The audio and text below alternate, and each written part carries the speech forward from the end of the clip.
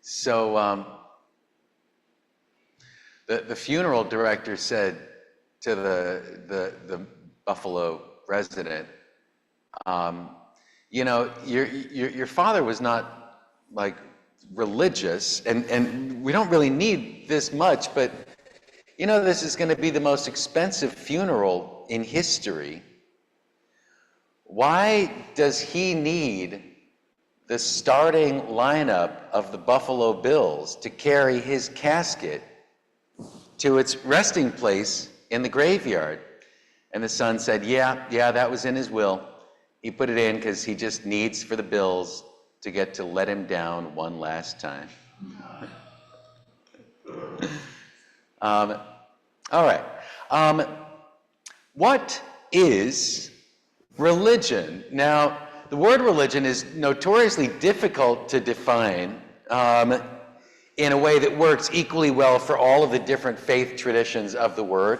The word religion, the root of it is ligare, meaning to connect. It's the same root word that gives us ligament, like this thing that connects our bones. And religion often means a connection. Usually, people enter a religion because they're seeking a vertical connection with God or gods, and also a horizontal connection with some kind of community. But all religions are different. Some religions don't have gods, like Buddhism is an atheist religion. Some religions don't really have community. It's something you can do by yourself. But we tend to know religion when we see it because it tends to be a constellation of certain recognizable things. Religions all have laws and stories. They have songs, they have heroes and holidays and rituals and symbols. And when I think about those things together, it makes me wonder if alien anthropologists were studying Western New York, especially in autumn, what might they think that the religion of Western New York was? Because they could be flying around and watching people who look like this on a Sunday morning, and then they look like that on a Sunday afternoon. And if you're studying people and they kind of gather around to do this, and then they get together and they're really excited and they're really shouting, I think the alien anthropologist would have to conclude that the religion of Western New York is football. Now, of course, if you went to the stadium and you asked the Buffalo Bills fans, like, what religion do you belong to? They would say, many of them would say no religion, or Catholic, or Protestant, or evangelical. Primarily atheists and Christians. But even among the people who would put Christian down as their religion, where does Buffalo pray the loudest? People can get together in a church and they can pray pretty quietly, but I have a feeling that the number of, that the fervor of the prayers that God hears on a Sunday morning are nothing like the prayers that God hears on a Sunday afternoon. Western New York is a place of football fans. The word fan means a fanatic, like a religious fanatic. And Buffalo Bills fandom is very much like a religion, maybe more like one of the older religions. There are certain kind of uncomfortable questions. Is it a sin to pray during a football game? Is it a sin to pray for, like, Patrick Mahomes to get hurt during a football game? Is it kind of questionable to, like, be wearing horns on your head? What are some of the prayers that God might hear during a football game? Not necessarily all going to be prayers about, like, togetherness and that the two teams should really, like, sit down and break bread together. Is it a sin to pray during a football game? And also, is it a sin to pray about a football game while you're in church? There are things that, people pray for, and, world peace and harmony and all of that stuff. But also, there are plenty of people who were praying in church this morning for the Bills to win. Fans were praying for the Bills to win, and also the relatives of fans were praying for the Bills to win, because it's no fun to live with a Buffalo Bills fan while they're watching them lose. A religious experience, by which I mean a feeling of complete and unbounded connection between an individual and the universe. The religious experience, that thing where, whenever somebody tries to explain it in words, it always ends up sounding really childish and stupid. But when somebody, comes out of the woods or, whatever, and they say, I had that feeling of oneness with the universe. I had that feeling that everything was connected and I was connected to everything. That is a religious experience. Some people can have a religious experience while sitting still in a church, or while singing a hymn, or, doing a potluck or whatever.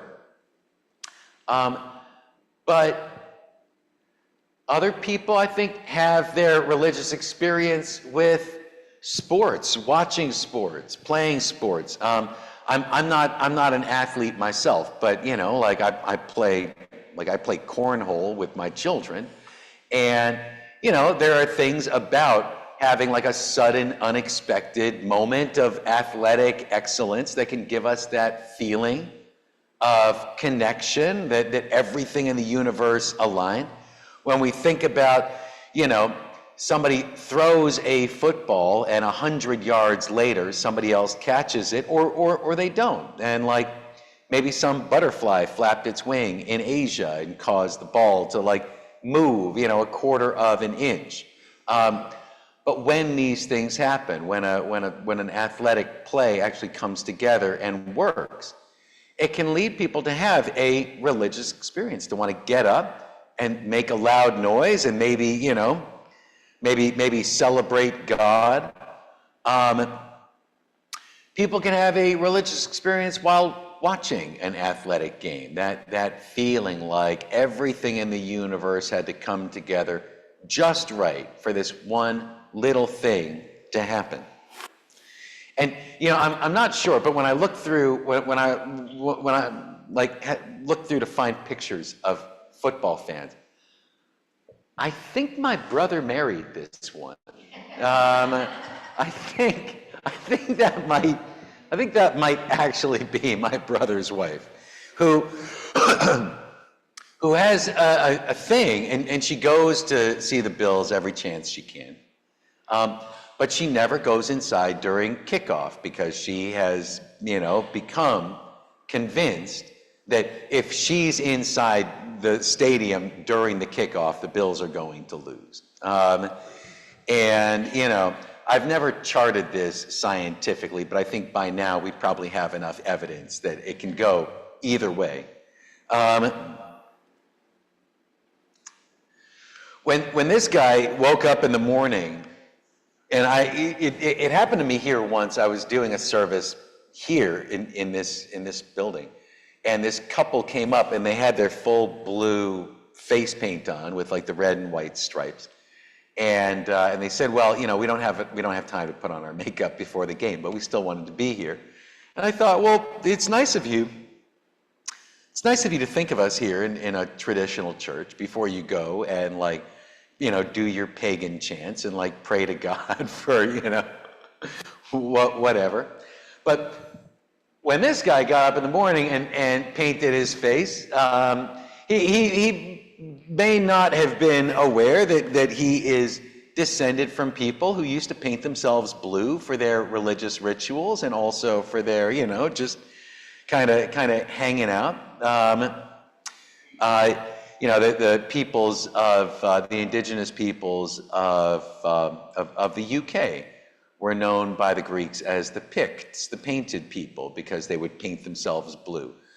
Partly because they wanted to be blue, but also there were certain chemicals. I mean, we know that there were certain plant chemicals in this blue paint that caused people to be like sort of extra fearless on the battlefield. And of course, you know, the sport of football itself has its ritual origins. It actually began as a celebration ritual that when somebody tried to raid your village, if you successfully stopped that raid, then you would take the head of one of the raiders, and you would all get together in your village and you would kick it around and you would play this game of it, where, you know, when we think about the game of football, it's still a game of territorial raiding, where you're trying to like raid the other team's territory, they're trying to stop you, and the end zone, you know, is kind of symbolic of, I mean, regardless of where they're playing, but it's like this end zone represents the peaceful, you know, women and children of Buffalo, and that end zone represents the peaceful women and children of Philadelphia. And these guys have to keep clashing in the middle, trying to get into the other team's territory and keep the other team out of theirs.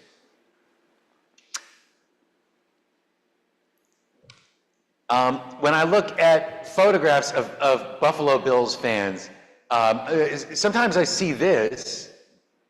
Why might this person feel like the Bills can't win unless he's wearing all of these necklaces? What might these necklaces represent?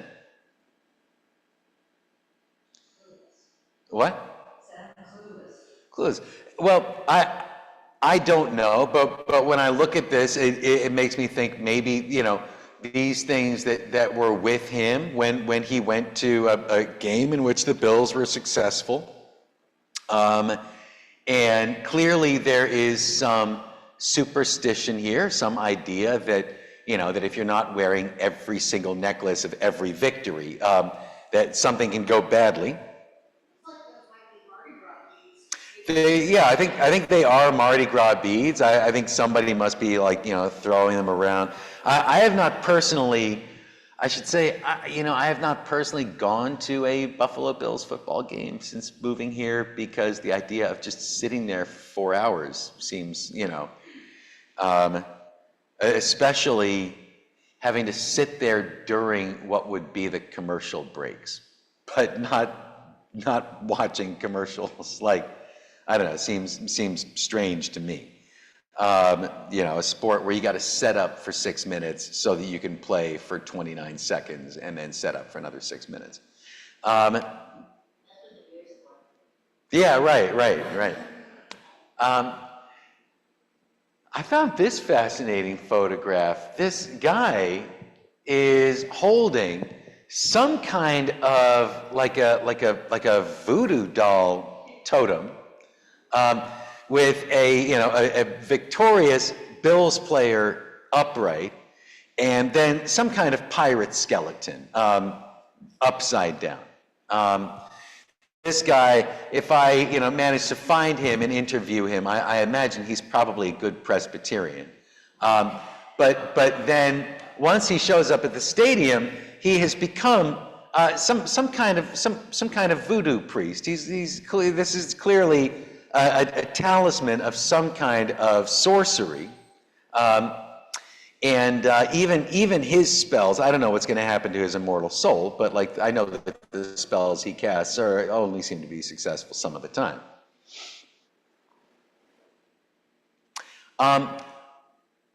Superstition. What is the difference between religion and superstition? The difference is very simple. What I believe is religion, and what you believe is superstition. That's the best definition that I know. And so, you know, I can look at a picture like this and say, like, guys, whether you're painted like that, it's not going to make that pass go through, or it's not going to make that block out, or whatever you think is going to happen. And yet, for these guys, they might actually feel that way. I was watching a football game with my brother and his wife, and the Bills were doing badly, and suddenly she leapt up like a cat. I mean, just almost hit the ceiling, because she realized that her St. Josh Allen candle had gone out. And she was wondering, like, how long has the candle been unlit while the Bills have missed these 16 passes in a row? And there was clearly a concern, are they going to lose? And it's all going to be, our fault for putting this candle out. I don't know.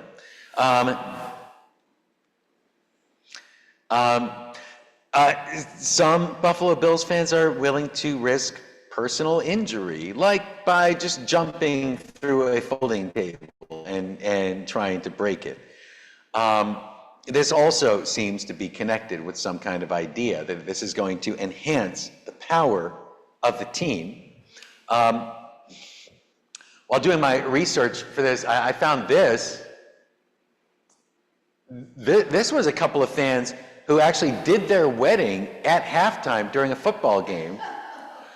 And from the pictures, does this look like it was his idea or hers? Actually, to me, it looks sort of more like it was her idea, and that he got kind of roped into this. Religions tend to have ceremonial foods and also ceremonial, forbidden foods. The Buffalo Bills definitely have their sacred foods, and I got to put in a warning here. Being a Bills fan can be hazardous to your health. If you really, eat all this stuff. I mean, for goodness sake, I think that's why Lenovo usually puts 2 carrots and a celery stick in your pizza box. It's just to say for goodness sake, don't. They want their customers to still be around next season.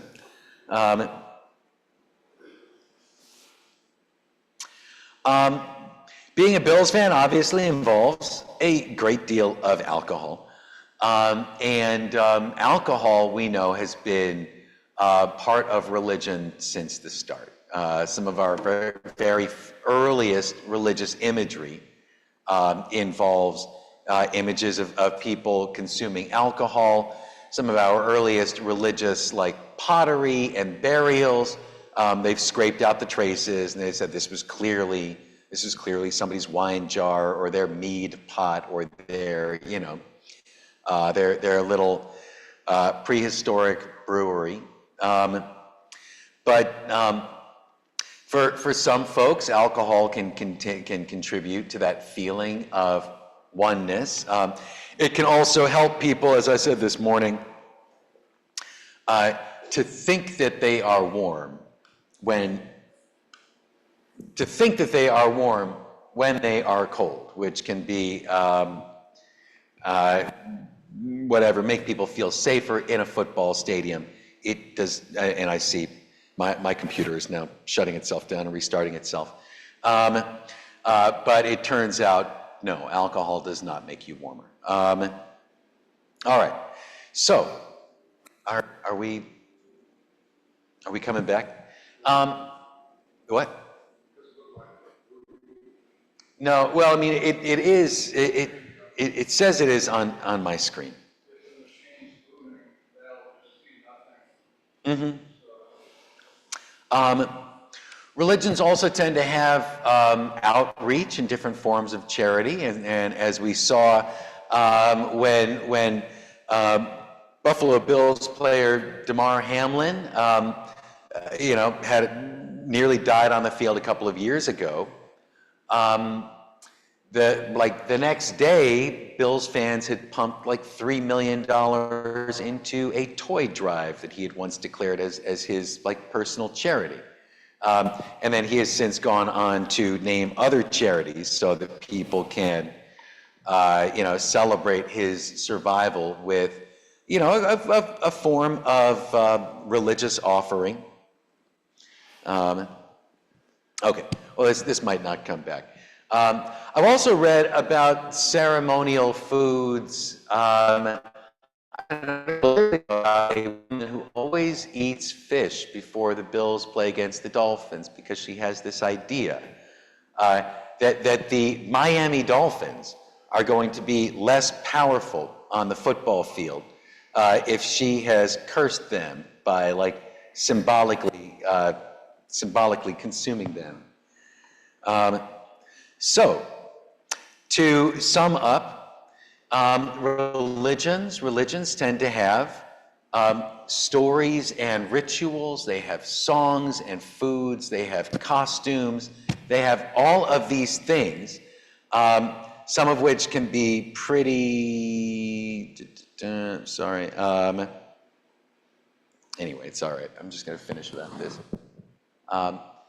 And when we think about football fandom in Western New York, it's got all of these things, and it also is something that I think most important,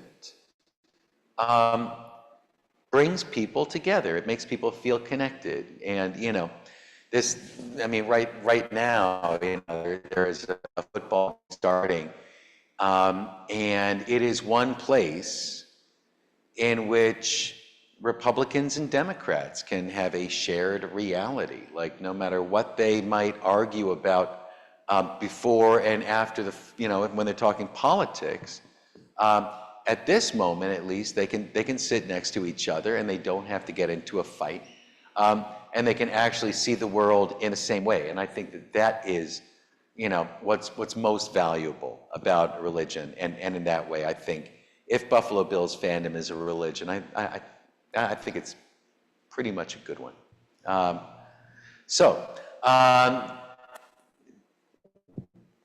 So thank you. And next month, we're going to start a series. I think we're going to start a series about the Cherokee of the Carolinas, and look at some indigenous American elements of religion and spirituality. So, thank you. Have a good afternoon. I guess I have to say, go Bills, you know, because now they're going. Good.